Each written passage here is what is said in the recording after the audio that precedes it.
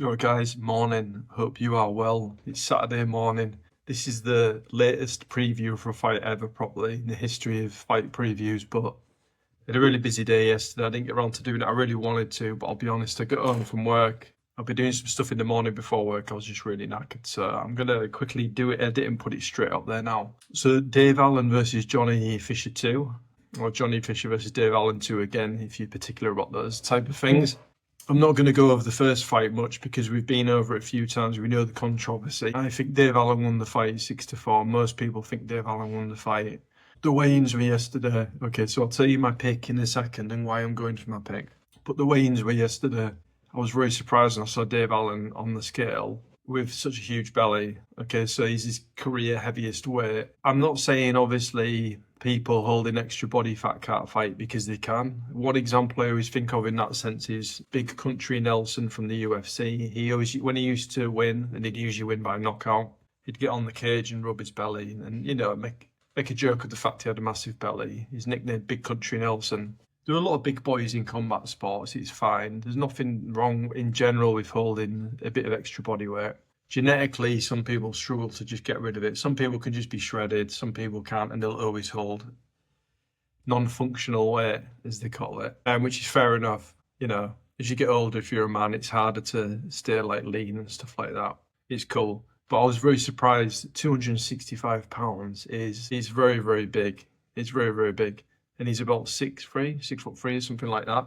He doesn't have like a huge frame. He doesn't actually look 6'3" really. It sounds daft, but he just doesn't like. He would be a big human if we walked past him in the shopping centre. Probably he's a big lad. But as far as heavyweight boxers go, not huge, reasonable, but not huge. He's come in massive, 65 pounds. I'm thinking maybe it's because he wants to finish the fight in the first 3 or 4 rounds, and he's willing to sacrifice endurance in his gas tank for a bit of extra weight, maybe try and bully Fisher, get him up against the ropes, maybe hit me body shots, hold his weight on him and gas Johnny Fisher out, holding his weight on him.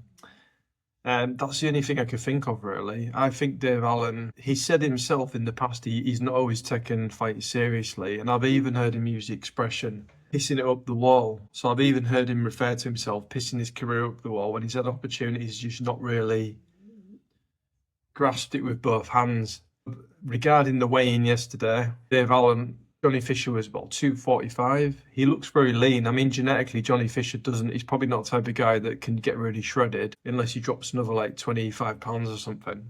He looks really good though. I think he's 6'5", 240, 245 pounds. That's near optimal for me. I think for heavyweights, 6'3", 6'4", 230, 240 pounds. Big, quick, athletic, strong, powerful, fast. And I think that's a big factor for me in this fight. I think Dave Allen will be slower due to the excess weight. And I think he's going in to finish Fisher early and put a lot of weight behind his shots and just see, you know, roll the dice and see how his cardio lasts. Because he doesn't look in great shape. Again, good shape compared to a normal human pro athlete. Incredible compared to most people, but the elite, and I'm not saying quite the best of the best, but still extremely high level. You know, he's fought guys like Fraser Clark before, so he's at a very high level. He didn't look great on the scales. Great pants, don't get me wrong. He's got a sense of humour. That's one cool thing about him.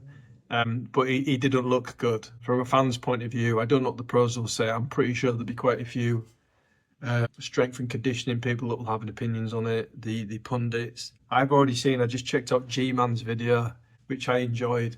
He says he might be looking too much into it. I'm not so sure.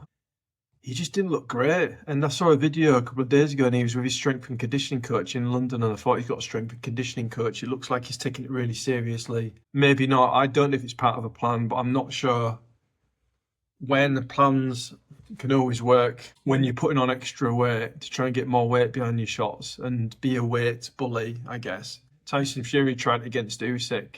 I mean, he thought that would work against Usyk. Then he slimmed down because he realised it might benefit him more if he lost a bit of his non-functional weight. It didn't in the end. The second fight, he was beaten in more resounding fashion. Sorry, I keep burping. I've just had a big pint of Barocca and a load of pastry. So I shouldn't really be criticising Dave Allen. Maybe Dave Allen uses Martin Bakole, strength and conditioning coach. Anyway, enough about the weight. It is a big factor there. This has made the fight even more intriguing, and this is making me stick to my prediction I'm holding fast in my prediction. So my prediction, before I even saw the weigh-in, I ran it through and I thought, right, make a decision. I was going back and forth, it's quite hard. And the decision I came to was, I think Johnny Fisher will win this fight. The reason being, he's been at Fuerteventura training. He's got rid of a lot of distractions. He's really knuckled down. And really, the things that maybe he was missing from the last fight, I think he's going to tighten that up. I think last fight was a wake-up call. I just think he seems more composed and calm and focused and locked in. So he's got his training camp. I think he's had a good training camp. That also plays into the mental aspect. I think he's going to be more focused and locked in.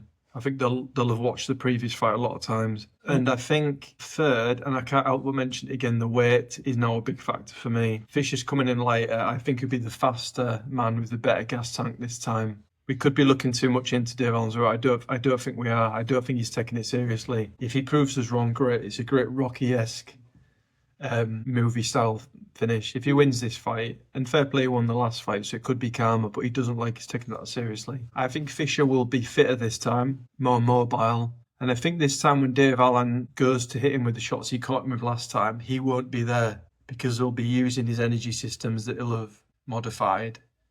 His improved cardio and speed and this intense training camp he's done. I don't think he'll be there to be hit as much. I think he'll box. If he can box Dave Allen and not just get into a brawl, I think he'll win this fight.